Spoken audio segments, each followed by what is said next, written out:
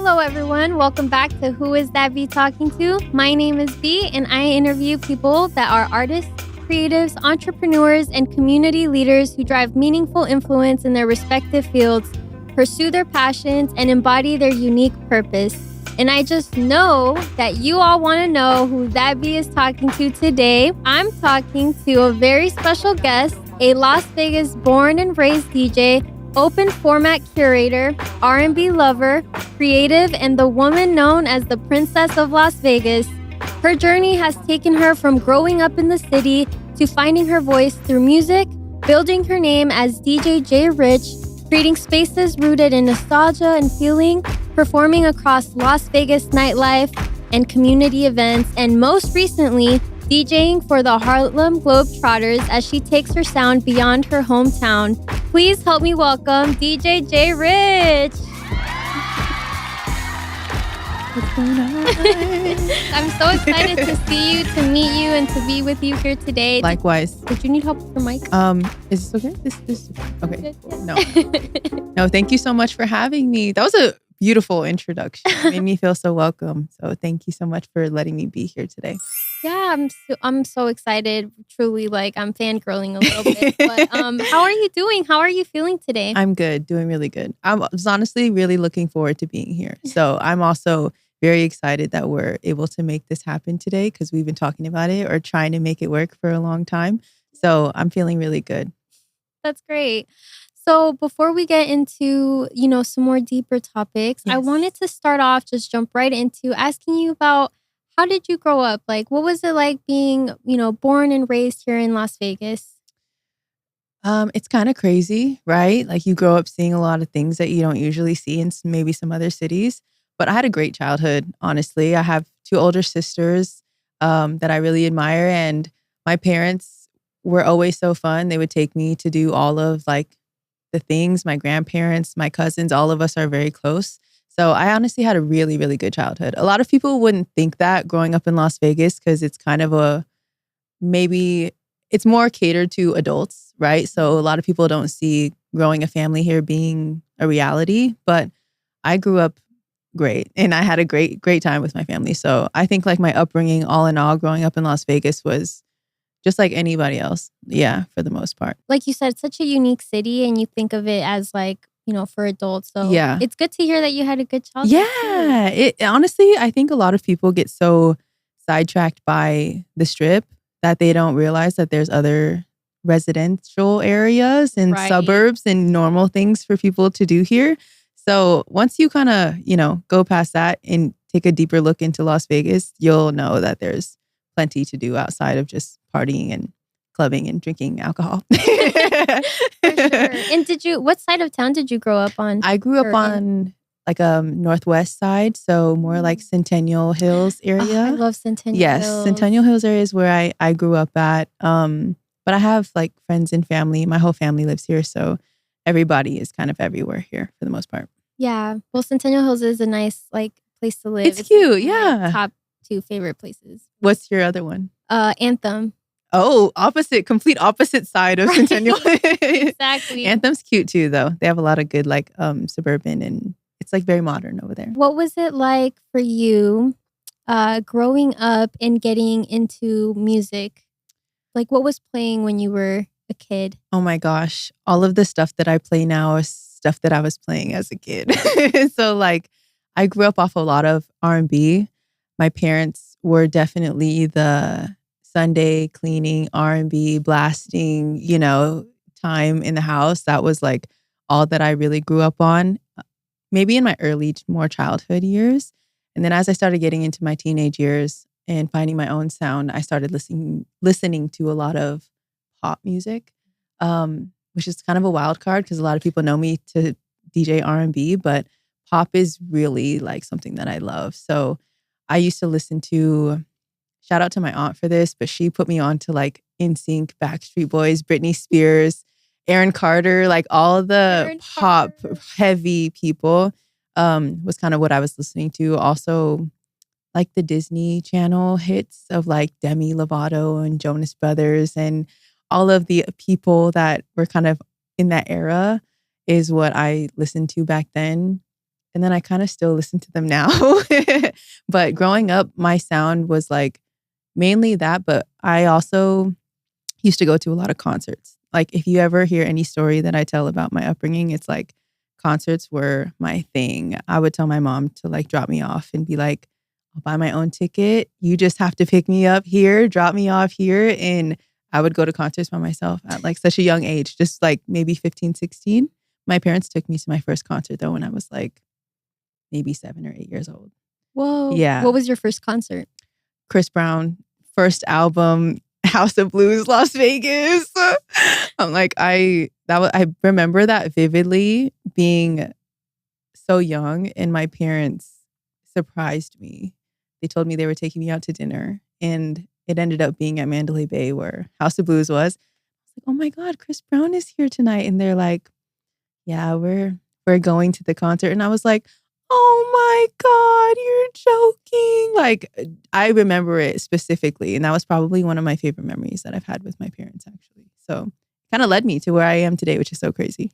Yeah. And you mentioning all these different artists, very Y2K vibes, it just immediately makes me think of how I came across you.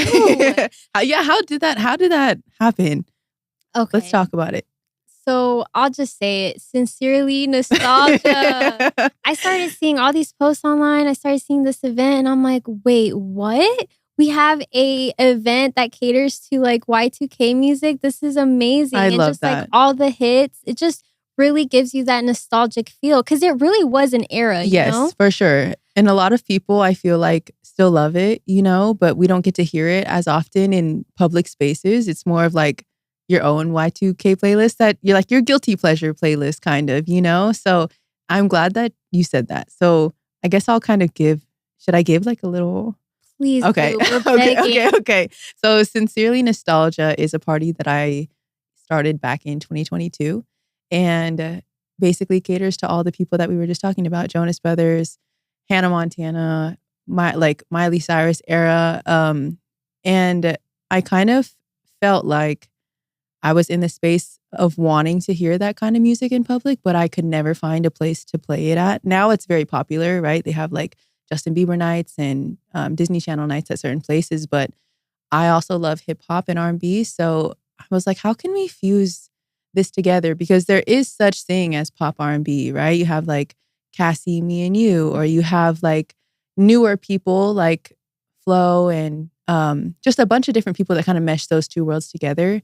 And so I was like, something's missing. Like we need something. So from that point, Sincerely Nostalgia became what it is today. And we actually still do those events when I'm here at home. And they've been really good so far. So I'm still excited to continue to grow that brand. But that's been like my baby for the last couple of years. So that's so crazy that you found me on there because we've been trying to do this for a long time. And before we go into the next topic, like, I'm very proud of you too. Even though this is like, you know, we're kikiing, we're having fun, but I don't do a lot of podcasts. So it's really cool to see somebody being very consistent also in Las Vegas, just like doing her thing. Literally, yes to the ladies in Las Vegas. So no, I'm really happy that party brought us together. Okay, here we are today. I'm so flattered to hear you say that. And you're just such an eloquent speaker and storyteller and you have this soft glam vibe about you. I can see you injecting that energy into this event. I really want to know, how did it get started? And I mean, can you share a little bit about how you even became a DJ also? Yes. Because like you don't really meet a lot of female DJs, especially female DJs focusing on, you know, this kind of genre of music. For sure. Yes. So it's crazy because the whole DJing thing really just came out of nowhere. Like, was never on my bingo card to become a DJ. I was strictly just a concert goer. Like, I loved everything about music. I loved the way that people and celebrities and stars would put production to music also. So like their visuals would match, you know, their concert, and their merch would match the experience. And like, I was just always interested in one day being like, how can I be up there? But I don't sing. I don't, you know, do the vocal entertainment. So I'm like, what can I do? And then it just kind of went over my head for a while. I actually went to graduated from CSN. So with a hospitality and business management degree. Okay. Didn't know. Yeah, clock it. Shout out to the degrees. But I didn't know that it was going to lead me to eventually, doing my own business. But the DJing thing was just so random. I remember going to a party that was at this place called Junction Sound, which Junction Sound was like the hub for all Vegas creatives at the time. So it was kind of like a studio suites building that had a bunch of different people. There was people there who had clothing brands. There was people there who had photo studios. So it was just like a big melting pot of creatives all the time. And I remember going to an event and the people that were throwing it had a DJ there. Shout out to Jay Crazy. That was my very first time I ever scratched on a DJ table. And I'm so thankful that he let me have that experience. And from that point, I was like, this is really cool. I love to be able to control sounds, how this is happening. And I bought my own little controller and I started to teach myself at first. Probably I don't know, maybe a year or two, I was teaching myself. And then in my beginning stages, though, did have a mentor. Shout out to DJ Kelly J. She's also another really popular Black woman power lady DJ who's here in Las Vegas. And she kind of took me under her wing and I went to go shadow her at a few events. And then from that point, I was teaching myself in my bedroom. I ended up moving to San Francisco for a year. That was also not on my bingo card, but just totally worked out the way that it was meant to. Had a mentor out there. Shout out to Brandon Fox. And Vegas used to have a DJ studio here. Shout out to Andrew B. And a lot of shout outs right now. But these are the people who helped me get to where I am today, Yes. And so I think it's also really important to never forget the people that helped you cross these stepping stones. I love that. Yes. So 100%. Shout out to them. All of these people just kind of helped me find my way. And then from that point, I started doing more and more events and I couldn't say no. I was like, do you want to DJ? I'm like, yes. I was doing artist parties for my friends who were making music at the time in the scene. Nothing crazy. We would just do 11th Street Records or somewhere local. And I just couldn't, say no. I was like, yes, I want to DJ. Yes, I want to DJ. And then here we are now. And it's just led me to such a beautiful life. I'm a yapper. I'm sorry. No, I love it. I love it so much. You're just giving me such rich details. Thank you. Let me know if I'm too much. I'm no, I'm yapping too much. Please, no, please. I love it. I love all of it. It's just that I'm genuinely stunned because as you're sharing the story, I'm like, okay, you had all these mentors help sculpt your way through, right? Yes. And then now I'm wondering, how did you meet all these people in the music industry? Yes. Okay. So it's funny because I mentioned graduating from CSN. So one of my friends at the time, her name was Alex. She was also kind of learning how to become a DJ when I decided to become a DJ too. And so we instantly clicked. She was in one of my classes. I used to take a music business class. And she was in that same class. And she was the one who introduced me to Andrew B. And so Andrew B used to have a kind of a DJ institute almost here in Vegas. And he kind of again, took me under his wing. And that's how I met him. Kelly J, I think I saw a tweet from her when I was on Twitter. I'm not on Twitter anymore, but when it was just a long time ago. She had just announced that she was pregnant and she was looking for people to intern to help her for bringing equipment to gigs and just needing that extra support because she was still DJing while she was pregnant. So she's like, I really need people to help. And I reached out and was like, I would love to learn from you. And she took me under her wing. And then from that point, when I moved to the Bay, I remember I used to really love this group called HBK Gang. They're really big in the Bay Area. And they're now they were pretty much individual artists that were in a collective. And I went to a Sage the Gemini concert. Oh. And I remember, right, I'm like, throwback. Throwback for real. Throwback. I went to a Sage the Gemini concert and I saw a DJ there and his logo was on the TV. And I was like, oh my gosh, he's such a dope DJ. He's playing all the things that I like. I love this reached out to him, sent him an email like, hey, I just moved to the Bay. I would love to work with you or maybe like find a mentor out here. And he at the time had a group called the Fox Force, which was like kind of his version of DJ collectives. And so shout out to Brandon too, and like the shout out to the Fox Force also. But they kind of took me under their wing as like introducing me to Bay Area music and like just giving me all of the things that I needed and tools that I needed out there because I was out there by myself. So I didn't have any family out there, didn't have any friends out there. And so they were kind of the first to like bring me in as family. And so a lot of it was really just outreach and like shooting for the stars, right? Like I feel like that's really important. And a lot of people wait for others to reach out to them, like versus them kind of taking the reins and, you know, putting themselves in these rooms, even if you feel like you're not meant to be yet. Like it's really important for you to outreach and just make sure that you're like going for these opportunities that you have. And that's kind of how I like fell into meeting all of these people.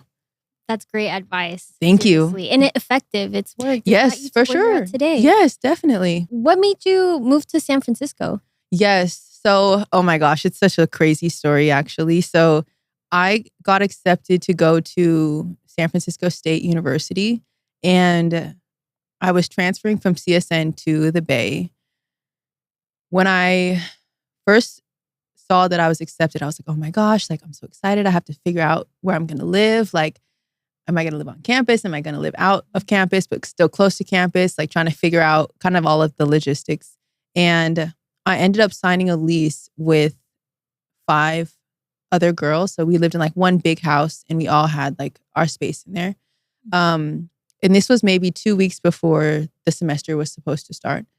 So CSN actually sent over a message to me after I had signed my lease that not all of my credits transferred over to the college that I was supposed to go to. And so I was like, well, what am I supposed to do? I just signed this lease. Like now I'm not going to this school anymore. This is the whole reason why I'm out here. So I ended up just taking my online classes from CSN still, but living in the Bay because I had signed the lease. So I was just doing all of my schoolwork online. And then from that point, I was just like, okay, if I can't go to this school, I'm still going to go to school, but I'm just not going to be there in person. So I just took all of my courses online and I spent that year in the Bay until my lease was up. And then I moved back home to Vegas.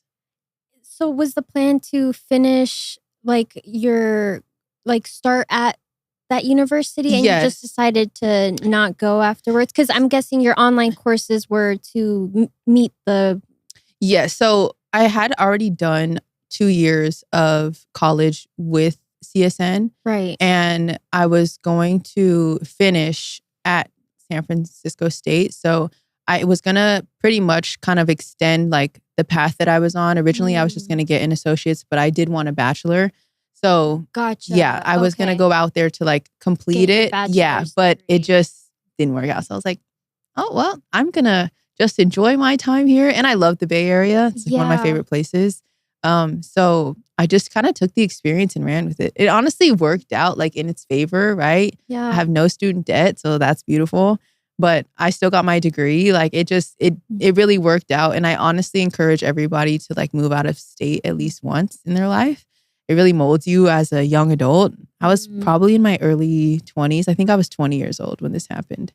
Yeah, so it's like you got that out-of-town college experience, technically. Yes. Because you're, out there, but you're still, working, getting your credits from CSN. Yes. But it's still like being out of town for college. Exactly. Though. Yep. So it was a little challenging. Like I did have to go, maneuver to like a few testing centers to figure out like, how to still take my exams and all of this stuff. But all of my teachers were super nice, super like understanding of what happened. And yeah, I still got my degree. So I'm like, hey. And did that give you like more, bandwidth too to like explore the city and get the connections that you made? 100%. Being out in the Bay really shaped me and also a lot of the music that I play now today. So I was about to say or ask you because Bay music like is it? It's right? It makes you want to move. It like, does. Yeah, it's that's very like the danceable. Culture. Yes, exactly. The culture out there alone also is like it's so different than here. Ooh, and like, how is it different than Vegas? I'm not gonna lie. Oh, what you about to say? I love Las Vegas for what it is. Right. I think that the difference in culture is the difference in culture is very how do I say this? I don't want to say it in the wrong way, but Yeah, because you don't want to, because you're not trying to make Vegas look bad. right, at all. Yes. Because you love Vegas. Yes, This of is the course. hometown. It's exactly. And like, Sin City. yeah, 100%. And so I think I'll say I feel a lot of people are more open in the Bay Area, whereas Vegas can feel a little bit more closed off to certain things. Like even with nostalgia, right? Like it's sometimes hard to bring people together because they're very stuck in what they're comfortable in sometimes. Whereas like people in the Bay Area are like down for whatever. Like they'll go to a new experience, they'll go to a new bar, they'll go to all of these different places. The Vegas culture might be a little bit different now. I'm honestly not here as often as I used to be back then. So maybe the culture has shifted a little bit. But overall, I would say the Bay Area is just like, it's like a happy, free for all, which Vegas is too. But when it comes to community there, like they ride for their people. Where here in Vegas, a lot of people also are from a lot of different places, right? So like there's not a lot of people that are still born and raised here that maybe live here. We get a lot of people who are born elsewhere, but then migrate to Vegas. So everybody kind of brings their own culture in a way, right? So I've heard this from a lot of other people. Like it's hard to find Vegas culture because we just have a big melting pot of people that are not from here, people that are from here. So I think it's different because people from the Bay Area, they love it so much that they stay. So everybody you meet from the Bay Area is probably from there. And I think that just kind of is the difference of like the vibes from there to here. But I do love Vegas and I love what it has built so far. I'm hoping, like one thing I'll say is that I hope that the Vegas community can show up for each other a little bit more. That's what I would like to see from the people that are around. Yeah. Let's get a clap for that one. Let's get a clap for that one. Yeah. We need to show up for each other a little bit more. Yeah, I love that. Yeah. That's an interesting point though about like the Bay's like cohesion or cohesiveness as far as culture goes. Yeah. But it's interesting to see how it's influenced you and, impacted you. Yeah. You went out there, gained some experience and then came back out here. Yes. I also, you mentioned that, you aren't out here as much. Yes. And that is because for the last 4 seasons, you've been the DJ for the Harlem Globetrotters. Yes. Please tell us a little bit about that. And congratulations. That's Thank such a huge accomplishment. Thank like you're you. really doing big things. Thank you. From your start to where you're at now, it's like amazing. Thank you so much. It's been a growing process, right? Also another thing that was not on my bingo card at all. Just like a brief story in a nutshell. So I grew up going to Harlem Globetrotter games like my whole life because my late father used to play for the Harlem Globetrotters. So he used to dunk like for their team.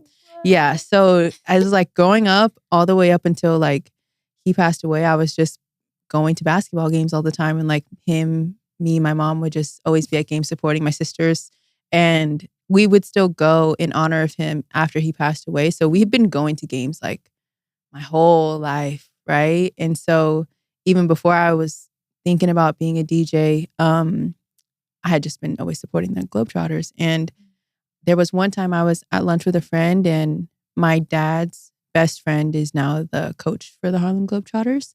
And he called me one day and was like, hey, our DJ is actually about to put in her 2-week notice. We have a month left of tour. We wanted to see if you would be open to maybe coming out and like, seeing what it's like to tour for us. And it's a perfect opportunity because we usually do a 4-month run. You'd only be out here for 1 month. So it's a perfect testimony to see like if you like it without it being a full overwhelming experience for you.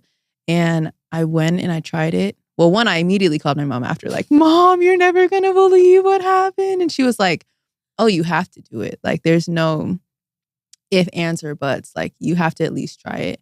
And I tried it. And next thing you know, I've been doing it for the last 4 years of my DJ career. So it's been amazing. Like if you don't know what the Harlem Globetrotters do and who they are, I definitely encourage you to the audience, right? I encourage you guys to go find out what they do. We actually just celebrated our 100th year this year. So even just being on that legacy tour was so crazy. Like 100 years of history is something that I'm now a part of. And I can tell my kids and family, like, I was a part of this, you know? So that alone is just so special. But it has taken me to so many different places, like all around the world, internationally, around the country, just to so many different places that I'm like, I'm shook right now that I'm like in some of these places and spaces. But I love my team. I have the best team in the entire world. So shout out to my team. I love them down. They make the job. Like, all I do is laugh. If I'm being real, like, I just sit courtside and I control all the audio for the show, and I'm just like laughing, smiling, even on my worst day. Like, watching that show for 2 hours will just like change your whole mood around. So, and for the people who aren't quite as familiar, yeah, could you give a little snippet as to what they do? Yeah. So the Harlem Globetrotters are basically, so we do entertainment and basketball. So, excuse me. So we basically play basketball, but in between, we cater to the crowd, and we kind of engage with them and crack jokes. We do a lot of crazy trick shots. So, like, man, I can't even explain like the kind of tricks that they do. Like, some of the stuff that they do, I'm like, I could never do this. But they'll like shoot basketballs from like the Raptors and make it. Or like we do like game, like it. One of our, okay, it's like you see me getting overwhelmed right now because there's so many things that you can possibly think of. But like one of our guys, Dazzle, he does like these crazy tricks where he'll spin the basketball and like be doing the splits at the same time and like put it behind his back. Like a whole bunch of tricks that you would never think that they could do, they do. But in between, they like really hoop. So it's cool to see basketball and entertainment kind of collide. And then as far as my job goes, I basically cater to them in like the entertainment side and also just in between. So when they're hooping, I'll play some like tracks for them just to like, you know, feel good. And then when it's time for us to entertain, I handle all the sound effects for the show as well. Wow. Yeah. I don't want to reveal too much magic with it, but like that's kind of like what it is for the most part. No, this is a good glimpse so that people can kind of get an idea for it, especially since I'd imagine, you know, some people may not be familiar with it. You know, it sounds completely unique of an experience. Very much so. And they come to Vegas every year too. So if you just keep an eye out for the calendar, I'm sure they'll be back at some point. So I'll have to check it out. Yeah, honestly, I think you'll have a really good time. Yeah, let me know. Call me and I'll hook you up so you can go. Yeah, for sure. That would be so dope. Definitely. Easy work. Also, you mentioned your father. Like, yes. I'm so sorry to hear that. Oh, that's okay. But what a beautiful way to honor him today, and the way that you and your family did too, by, you know, doing an activity that you all enjoyed together. Yeah, for sure. And he's like I really do feel like God has just set my journey in stone for me. And so I couldn't imagine, you know, I obviously probably wouldn't have that opportunity if my dad wasn't playing, you know, for them. And just for everything to happen the way that it did, it was like meant for me kind of. So it makes sense. But I appreciate you for saying that too. Shout out to my dad. He was the best. Yeah, shout out to your dad. Yeah. I'm sure he's so proud of you right now. I hope so. I hope so. Yeah. Him and my mom are like the only two people that I just want to make proud, like all the time. My mom's already like my biggest supporter, so I know she's very happy with all the things that are happening right now. But if I could like, give some thanks to my dad too. Like they both raised me to be just the girly that I am today. So I love them a lot. Yeah, and your mom sounds very supportive too. Oh, yeah. The way she was like, you gotta do it. Yeah, like, yeah. You can tell she just like backs you up. 100%. That's my girl right there. Shout out to you, Mom. Love you. For her watching this, yes. What would you say to her right now? Oh my gosh. You want me to cry right now? I'm like, Mom, I love you so much. I'm like, which camera is it? Mom, I love you so much. Thank you for everything that you've ever done for me. You have always supported me through every single journey that I've ever embarked on. And I don't think that I would be where I am without you today. So thank you for just loving me and always being the best mom on this entire freaking planet. I love you so much, my girl. I love you. I love my mom down. I'm not going to lie. I love my mom down. I really do. My mom is like my best friend. Oh my God. I know. I'm like, I'm getting emotional too. I really am. I love it. It's giving me all the feels. I know. Me too. Seriously. Speaking of feels. Yes. Let's play one of your favorite songs. God. As a DJ, I'm like so many songs. I know, right? You have like this extensive catalog. How can I select my favorite song right now? Okay, favorite song of the day. Because that, I feel like that's a little bit easier. That makes it, it's like less of a commitment. Yes, I agree. With there being so many tracks out there. It's so funny because I feel like every question that I can answer any question except for like, so what songs? Like any music related questions, I'm like, I don't know. Let me think. Okay, let me brainstorm real fast. I don't know. It's funny. My like ratio ranges from like hood rap to Hannah Montana. I'm like, I don't know. What's yours? I'm caught guard. A song that I would want to share with you would be this would actually be really fun for me to show you a song that I like. I love all music, so. Okay, I'll give you options from what I've been listening to lately. Okay. So there's a new like female rap song that just popped off. She's like a really young female rap artist. She's like really new. Okay. Or I've been listening to some like I want to say it's like synth 80s style contemporary. Cute. Okay. Or I can show you I guess another female rap song. I know mine's female rap too, but it's really hood, and I'm like, oh, that sounds good. I'm like, ooh, I want to play this song. Oh God. Okay, it's called "Putting You Down" by Mona Leo. Oh goodness. Oh goodness. Okay. Let's see what we got. This is Putting You Down by Mona Leo, recommended by DJ J Rich. This is crazy. Alex likes it. Wait, I can't hear anything. No, I can't hear it either. I'm glad he liked it though. I know, Alex is like vibing. Alex likes it. I feel like I'm about to get in the booth right now. Okay. Put you down. Big Leo the talk of the damn. True, what the heck? The fuck my ox the other day. Put you down. Put you on, bitch. Put you down. Put you on.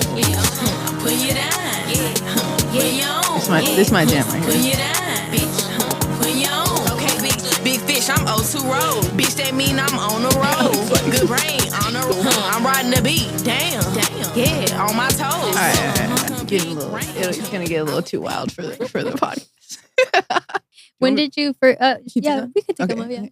When did you start listening to this song? Oh my gosh. Honestly, shout out to my teammates for putting me on to some of this stuff because they have always encouraged me like, you need to play that stuff. And I'm like, this is a children's experience. You know, like the game is like catered to kids too. So I'm like, I can't play this stuff. And they're like, hey, as long as it's clean, like we're not going to tell you how to do your job. Like, but you know, play it. So my teammates have put me onto a lot of like newer Southern rap too. Cause you know, I'm from Vegas. So I'm really into the West Coast style of things, but they've put me on to like a lot of down South rappers, female and male rappers. So that's just one of the note. Like I said, my music taste ranges. So I'm not listening to the hood stuff all the time. And I think it's cool. It's like, I really like Southern rap too. Yeah. So it's got a different like sound to it for sure than like West Coast. Yes, for sure. So you're into West Coast. You dabble into Southern rap. I mean, I know you like pop and like Y2K music. Yeah. What's a genre that people wouldn't expect you to be into? Or that you think people wouldn't expect you to listen to? Honestly, it just kind of like leads me back to like the real deep pop rock. Like I'm a big Demi Lovato fan. Like she's come out with a lot of good rock songs back in the day. And like same with like, I keep mentioning Hannah Montana and Miley Cyrus, but that's my queen right there. And I feel like my life has kind of like not saying I'm Hannah Montana or anything, but like my life kind of resembles her lifestyle of like being a regular person when you're at home, but then you travel and do like all of these big arenas and big shows and like these big events, but then you just come home and you're a regular girl, you know? So I really feel like that's my realm there that a lot of people probably wouldn't expect because I am known for a lot of hip hop and R&B, but the pop stuff is like really where my heart resides at. So I love that comparison too. Definitely can see it too. Thank you. Because most people would say you're famous, you know? I mean, would they? I'm like, I would. They would? Yes. Even today, I'm just like, I'm just a girl. I'm just here. Like I have imposter syndrome sometimes. Like, you know, everybody does. Like it's and it goes back to like that coming home and just being a regular, like, I'm just an auntie. I'm just a cousin. I'm just, you know, my mom's daughter. Like, it's like, I have like this flip side of like being J Rich and then just being Jaslyn. And so I think like you saying that is just like, oh, my heart. Cause I see myself in that way sometimes when I'm on stage, but then once I come off and like, it's like a light switch, right? Like you put on your star mode and then you put on your normal go mode and you're like, okay, I'm just here. So thank you for saying that because I'm still trying to get used to, you know, that side of things. Yeah, and you're only growing and expanding. Yes, so. I hope so. It's the only way to go. You have to always be able to grow, right? Like you have to always be open to learning and always being able to like grow into a new path. So I think that's just kind of where I've always been. And so even you saying that, you're like, I'm like, famous. I'm like, thank you. That actually means like so much to me. Yeah. And I know I was a little abrasive earlier when we like cut from, you know, your connection with your parents, but I just wanted to bring it back to that really quick. Of course. Because I don't think that I gave it enough space for it to really land and how much they've impacted your life and how much of a supporter you have in your mother today. For sure. So I just wanted to make that note too, because I think it's really beautiful that, you know, you pay homage to your parents the way you do. I have to. Like I like I said, I think it's really important to just never forget the people that are around you, especially with family. Like, you know, family doesn't always mean blood, right? And so I think even just the people that you have around you, the people that have always supported you from zero, you know, are always going to be the people that support you when you're at 100. And so I give my praise to my parents because they allowed me to have a great childhood, but also always allowed me to be creative. And I know not everybody is as lucky as me to have that in their lives, right? You know, your parents want you to grow up and have a stable job and go to college and be a doctor or a lawyer or something that's going to bring in the money. And so to have my parents like support me in the creative journey, just always with sports and out like extracurriculars and all of the things, to now supporting me quitting my job and, you know, becoming a full-time DJ is like, not everybody gets to have that experience. So I give my parents, excuse me, and like give my parents their flowers when it comes to that, because that's really important to me. I'm like, am I getting choked up or I don't know what's happening right now? But yeah, I really do give my parents the praise. So thank you for bringing that back around too. Yeah. I also am curious, like, what has been some of your hardest challenge that you've overcome? And how have you gotten through that? Because, I mean, you could, you know, have a really great childhood and have great supportive parents, but that doesn't mean that you don't go through your share of challenges that you've had to deal with. Yeah. I think it's more common now for you to see a lot of women DJs, which I love. And I love seeing like the growth, because when I first started, there were still some, but I think there's way more now. But some of the challenges that I had in the beginning were just having to almost like let my talent prove itself, right? Like a lot of people back when I was first starting would see a DJ come in and be like, oh, like kind of like, what are you here for in a way? And it was like, oh, I'm one of the DJs. And they're like, oh, like you're one of the DJs? And it's like, yeah, like, but then I get on and then after it's like, you did so good, like you XYZ. And it's just like, why did I have to go DJ for you to give me a welcoming open arms, you know? And so I'm happy to see a lot of women DJs now which I hate categorizing them as women DJs. Like all DJs are DJs. But I think like being able to overcome those and just never letting anybody stop me from what I wanted to do was probably like one of the hardest challenges, just because you get in your own head, right? And like as women, we carry a lot of emotions that other people, like men specifically, don't. So the littlest thing could like make you question yourself or question your talent or question the things that you have going on. And so overcoming those things, I think, happened through a lot of prayer.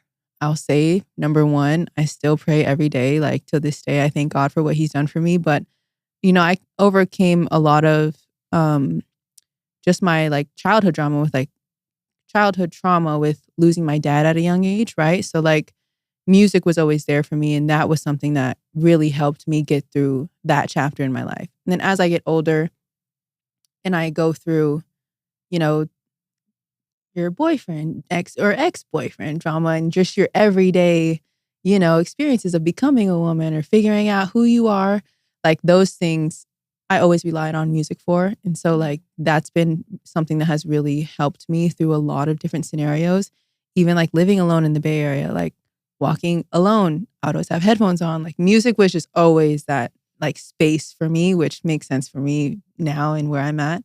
But I think also relying on the people that are around you, right? Sometimes we get a little bit prideful when it comes to wanting to make sure that we do the right things at the right time and in the right moments and in the right way. And we get so caught up in wanting to like make sure that it's right for us. But in like looking from the outside in, sometimes you just need that extra cushion of like people that you can rely on. You can't do everything alone. I realized that as I have gotten older, like you can only get so far by yourself until you allow other people to help you, right? Like with anything, with something that you're going through, you have to talk it out, whether it's to your family or your therapist or to just a friend, right? But then also in your career, like you need people to help you set up. You need people to help you do this. You need people to feel inspired by. Like I think leaning on the people around me really helped me get to where I am today too. But a lot of it was really just always trying to stay positive. That was like my number one thing. Like I had dealt with so much negativity and being like in a dark space throughout my childhood after my dad passed away that like now I have no choice but to be thankful for my life, because all of that could have led me to somewhere completely different if I didn't stay positive in what I had going on. And so like a lot of people also don't know this too, but when I was 17, I almost lost my mom. So like if I had lost both parents before I was 18, I just didn't know how that was going to affect my life in that way. And so like I really have no choice but to thank God and just be grateful for whatever it is that he hands me, whether it's good, bad. And I think relying on him also helped like a lot with those challenges and just having to overcome like all of the scenarios that I've been through. You have to like take the reins, you know, of your life. It's really necessary for you to do. Yeah. And how old were you when your father passed away? I was 11 years old. And then when my mom actually had a cardiac arrest. So she flatlined for 6 minutes. It's a miracle that she's here today. Yeah. And it was a miracle that like, she just is here to see all of this stuff. Right. So like all of the accomplishments that I have had and things like that, like I'm happy that she's here to see those and witness those. So that happened when I was 17. And then after that, it was just like, okay, what am I going to do? You know, I'm going to go to school. I was the first grandkid in my family to graduate college. And so I have a lot of cousins. So that was a big accomplishment for me to be like, everybody after me is going to college and getting like a degree because it's necessary. But also like, I respect everybody in the past that they've chosen. But yeah, I just don't know what I would have done if all of that stuff happened. So I think having a positive mindset also just like helped me a lot. Granted, you can't be positive 100% of the time ever. Like it's just not right. Like everybody has their days. Everybody has their moments where they're like, I'm not doing this. I just don't want to talk to anybody. I'm kind of feeling down today. Still happens to me today, right? Like I'm tired. I travel. I do all these things. But like at the end of the day, you just have to be happy that you're here because there's somebody who didn't wake up today, right? So like you have to be grateful for what it is that you have around you and the people that you have around you. Another round of applause. You're so funny. You're so funny. So eloquently put. You're so funny. Deep.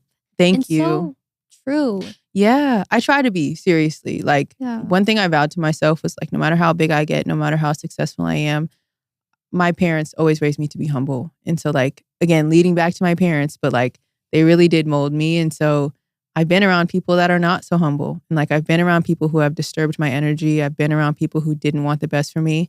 And everybody and everything serves itself in a season. And so like, I try to just always remain humble no matter all of like the things that I do. It just means a lot to me as a person that I am. Because at the end of the day, people don't want to work with people who are rude and, you know, stuck up and not appreciative of what's around them. So like, I take big pride in making sure that I always stay true to who I am. Yeah, and your personality's so great. And I can see that also, you know, playing a role into people wanting to work with you, you know? Yeah. I'll say like, again, a lot of the things that have happened, and I know people have heard this saying, it's not what you know, it's who you know. Like the people that I have met and the people that I've all come across have always put me in rooms because they know that I'm respectful and like they know that I know how to act in certain places. And we've all had that one friend that we've brought when you're like, you're not acting the right way in this room right now. You don't know who is in here right now. Like we've all been there before. And so like, I think it's true though, you know, like we've all had that scenario. And so I feel like, I mean, I've had that scenario. I'll speak for myself. I'm like, that sounds like, you know, I've been in that place at one point. And maybe I was that person one time, you know, like you never know. But I just am like, okay, I have to make sure that like I always keep a good impression on people, but also people like real recognize real, you know? So if you're trying to just be something that you're not, in the end, it's gonna, you know, true colors always show. And I just think it's better to just be who you are. Yeah. No reason not to be, you know, don't be ashamed of who you are. Another I'm crying. You're so funny. We about to be dropping on You're so funny. I'm here for it. Yeah. I mean, I'm just so, you know, like hearing your story on this deeper level, I know it's just going to be a treat for people to get to see like, you know, a deeper side of you and get to know more about, you know, where you came from and what's molded you. Right. I wanted to also, you know, tap into your DJ style a little bit next. I wanted to ask you, like, how do you go about curating your sounds? I mean, I know we have Sincerely Nostalgia, right? But how do you go about, you know, selecting your playlist? Do you go based off of a feeling or based off of like a recommendation, like you said? Like, how do you get to that point where you create a set list for yourself? Yeah, man, it's definitely gotten harder as like I've gotten busier. It's like I want every set to be different, you know, you don't want it to be the same. But I take a lot of inspiration from like other DJs. YouTube DJ sets are really popular right now for a lot of people. And so like I always like putting those on in the background, or maybe they have some hidden gems that I didn't think to play.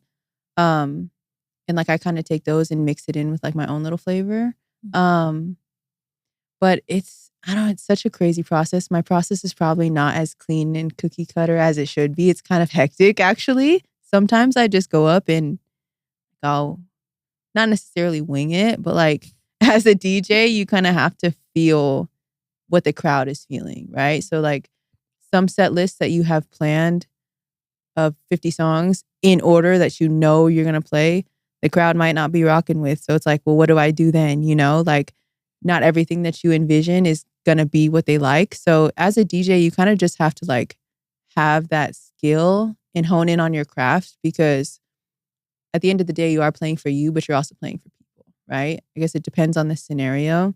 For YouTube sets, which I do have a few like on my channel, those are really just from the heart. If it's just me in my room or like me in a setting where I'm just pressing record and playing for myself, then those honestly just come from like what I feel like playing in the moment and what I'm vibing with. But if it comes to like a big party or like a big event, I try to take my time to at least throw a few songs that I know I'll want to play. And then the rest will just kind of come to me as like I'm feeling the energy of the crowd. It's like 50-50. 50% is planned, and then 50% you're kind of like winging it, like I said. But yeah, I guess it just depends like on the set. But it's like the, what do you call it? Ugly is not the word, but like it's not like the enjoyable side of DJing, you know? Like it takes a lot of work and a lot of time to have to look for new music and to download new music and to prep your sets. Like that's like the hard part about it. And the fun part is, and the rewarding part is being able to like DJ for people, you know? Yeah, jam out and Exactly. create that energy. Yes, 100%. But there's a lot of work behind it that goes into it. Yes. And preparation is a part of it, but also it sounds like you have to be kind of on the spot and prepared to read the energy of the room. Yes, 100%. So that's like probably one of the challenges. But at the end of the day, like, you know, music is a universal language. So you're just supposed to enjoy it and have fun. What would you say makes a song timeless? For me, I think it's the story of the song. Like the lyrics matter to me. Whereas I feel like today in like a lot of music, especially hip hop, the lyrics, nobody's thinking about the lyrics. Like they're just putting stuff out that's like money, rap, you know, girls, all the stuff that I just played in this last song that we had the dance session with. But like for me, timeless music is like the storyline, right? Like something that I can feel and something that I can relate to. I feel like I think that's the most important part for me. The beat is nice too, like, you know, has to make sense and it has to flow.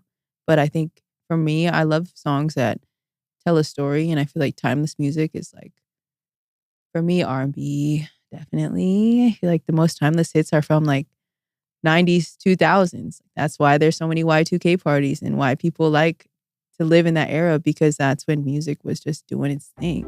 It's my favorite era. 90s specifically. R&B. That part. What would you say, like what kind of advice would you give to younger people who want to be, you know, a DJ or want to get into the type of work that you do today? Yeah. Good question. I'll say that my number one answer is to know your history. Like, understand why you want to be a DJ.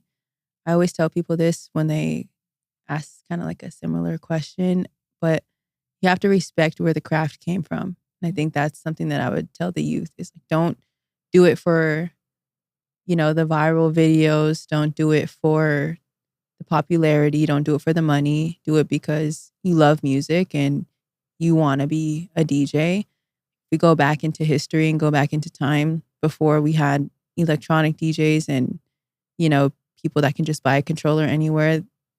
People were carrying thousands of records or hundreds of records to places on their back to DJ at parties, Not you on know? their back. Yeah, like, but it's so true. Like record stores back in the day, like they didn't have, you know, the capacity to just plug in their laptop or plug in a USB stick and be able to play. Like they were bringing real records, real vinyl in real time to play for people at these parties, mixing two songs together when you can't even see, you know, you're literally just going off of sound. And so I also give a lot of respect to, you know, all the DJs that have paved the way.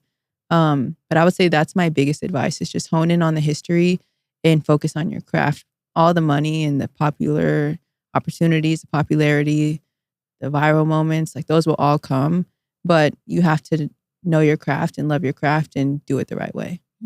That's good advice. Thank you. Top favorite artists? Oh, man. Man. I love a lot of music, so that's really hard. Top 5, though, I'm going to go Chris Brown, of course. That's my hot topic, but hey, that's my number one. I'm going to stand beside him. That was your first concert. Yeah, too. exactly. Like it's embedded in yes. your, you know, memory. Yes, a lot of nostalgia there too. So yeah, I know a lot of nostalgia. a clap for that one. Chris Brown. A lot of people know that I really love this group called Flow. They're like you should listen to Flow. I think you would like them actually. Ooh. FLO. They're a British girl band, but they're R&B. Oh. They just got British, nominated. huh? Yeah, for like a I think like they got nominated for a Grammy this year. But they just nice. released their first album last year, 2024 actually. Oh, okay. They're So they're good. brand new. Yeah, they've been doing music for a while, like EPs and singles, but their last album, I think you would really, really like. It's called Access All Areas. So Oh, okay. I'll I check think it you'll out. like it. Yeah. Thanks for the rec. Of course. And then let's see. I love Kehlani. I like her music too. And then I also love Justin Bieber. Mm. The last two albums I liked, excuse me. I liked him, but I didn't love him. I think I'm like a nostalgic JB girl. So when he did Coachella, I was like, oh my God. I was like getting all the Bieber fever. It was flooding back to me. And then, what was that? 4 artists. My 5th artist. I feel like I have to go like in the 90s era. But I'm going to go with Aaliyah. That's my queen right there. I had a feeling. Really? Yes. I love Aaliyah. She's like also somebody who paved the way for my music. So I'll say that's my top 5. Thank you. Okay, so as we wrap up our episode today, could you please share what's next for DJ J Rich? Yes. Man, I feel like I have a lot of things lined up right now. Mm-hmm. Some things I can't say yet, but I feel like what's next for me is a lot of growth. A lot of rebranding also in a way, like trying to just try some new things and really trying to expand my online presence. So maybe some more YouTube sets, maybe some more collaborations, a lot more Sincerely Nostalgias for sure. And honestly, I think like what's next for me is whatever's meant for me. I'm really not sure exactly. There's no game plan and it's never been that way.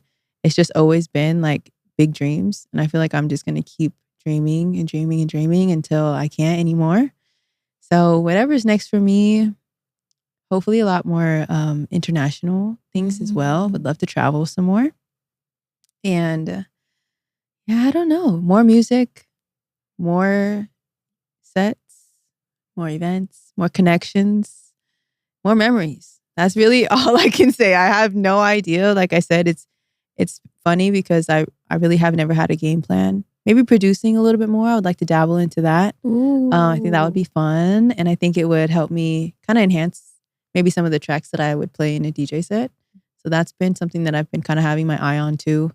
But yeah, I'm just really here for whatever God has in store for me. And it's always been that way and it's worked out for me. So I'm just going to keep going with what that is. So.